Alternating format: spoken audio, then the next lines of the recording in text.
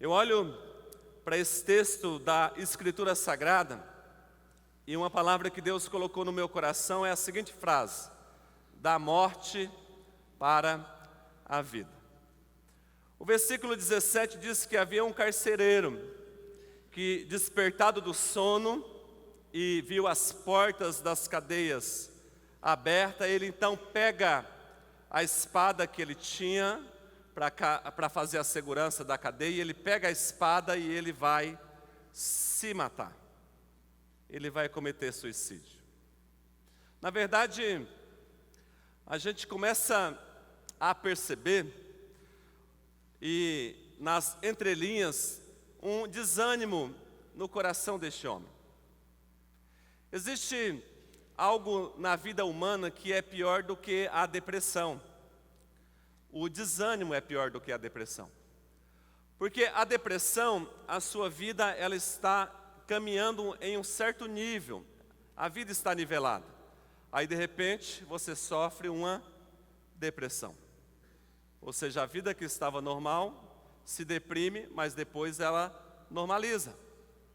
O desânimo, ele é pior do que a depressão, porque a pessoa que está desanimada, no original, é alguém que está sem alma. É alguém desalmado. É uma pessoa que você bate o olho e você percebe que ali há uma pessoa, há um ser humano, mas você percebe também pelo semblante, pelos traços, pela postura, que dentro desse ser humano não tem necessariamente uma alma. Parece que a alma saiu da pessoa e é como se fosse um morto-vivo. A depressão, então, é a oscilação. O desânimo é o desalmado. O desespero, ele beira o insuportável, porque alguém que decide se matar é alguém que está desalmado. É alguém que está passando por um sofrimento terrível, seja ele físico, emocional ou até mesmo espiritual. A cada dia o sofrimento vai aumentando na vida da pessoa e vai ficando cada vez mais intenso, a ponto de que a pessoa chega à seguinte conclusão: viver é um fardo pesado demais e angustiante para mim. Porque a dor é incomunicável, não dá para falar com ninguém. A tristeza é inexpressável. Como é que eu descrevo a tristeza tamanha para quem está desalmado?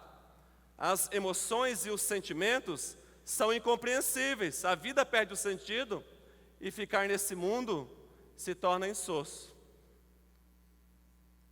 Um dado da OMS, que é a Organização Mundial de Saúde, diz que cerca de 800 mil pessoas se matam por ano em todo o mundo.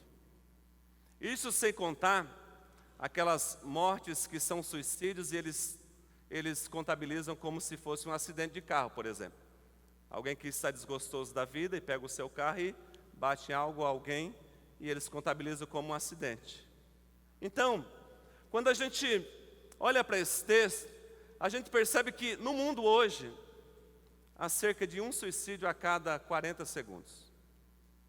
E isso tem que nos deixar como nós estamos aqui, perplexos.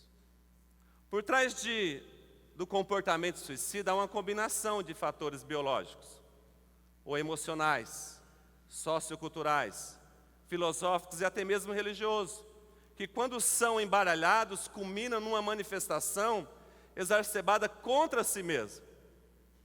Existem algumas causas que são imediatas, que são aquelas chamadas causas predisponentes. Pessoas que perdem o emprego, alguém que sofre um fracasso amoroso, a morte de um ente querido, a falência financeira, um quadro longo de depressão, os desânimos e assim por diante. Recentemente, no dia 15 de julho, no Rio de Janeiro, uma moça chamada Aline Araújo, de 24 anos, pula do 9º andar do prédio que ela morava, depois de ter terminado o casamento na sexta-feira, quando ela se casaria no sábado, casa consigo mesma no domingo, e na segunda ela se mata.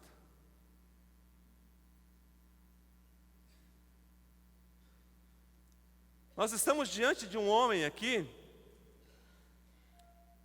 que toma essa decisão. O agente penitenciário de Atos 16, que acabamos de ler, ele chegou no limite das suas emoções e dos seus sentimentos.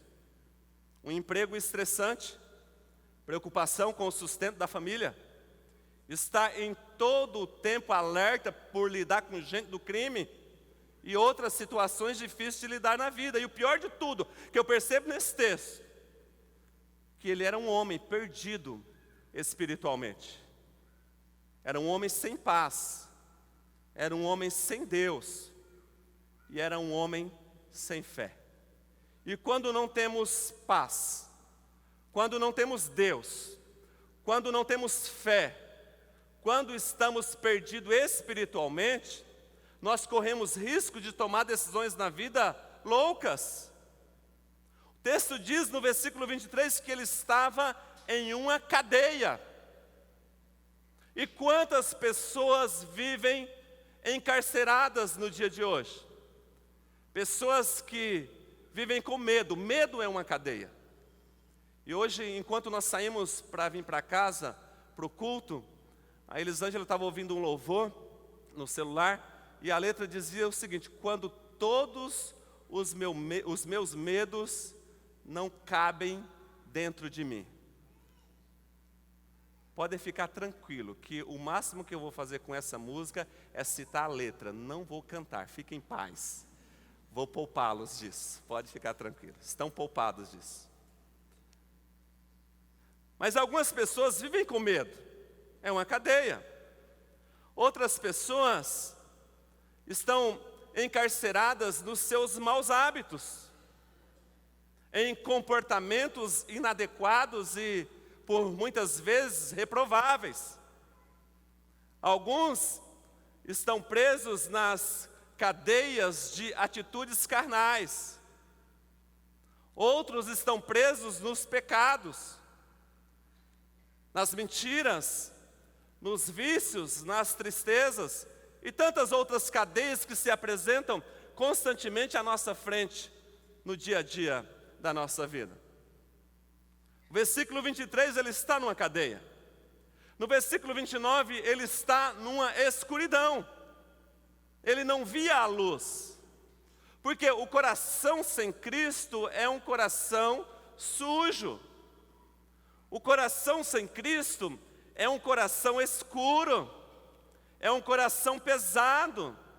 E todas as vezes que estamos vivendo situações de escuridão, a gente não sabe para onde caminhar. A gente não vê saída. E a gente não sabe para onde ir. Ele estava na escuridão. O versículo 27 diz que ele não conseguia discernir corretamente o momento da vida. Porque o texto diz que ele queria se matar porque imaginou que os presos tinham fugido. Por que é que a gente desespera em alguns momentos da vida? Porque a gente não analisa corretamente a situação que a gente está vivendo. Ele deduziu que os presos tinham fugido. Ele imaginou que os presos tinham fugido. Ele simplesmente viu que as portas estavam abertas e já chegou à seguinte conclusão: não tem mais ninguém aqui. Quantas vezes na sua vida você perdeu noite de sono porque imaginava que no outro dia uma situação se apresentaria da forma que você imaginou e no outro dia você percebeu que ela não se apresentou do mesmo jeito que você pensou e chegou à seguinte conclusão: perdi o meu sono à toa ontem à noite.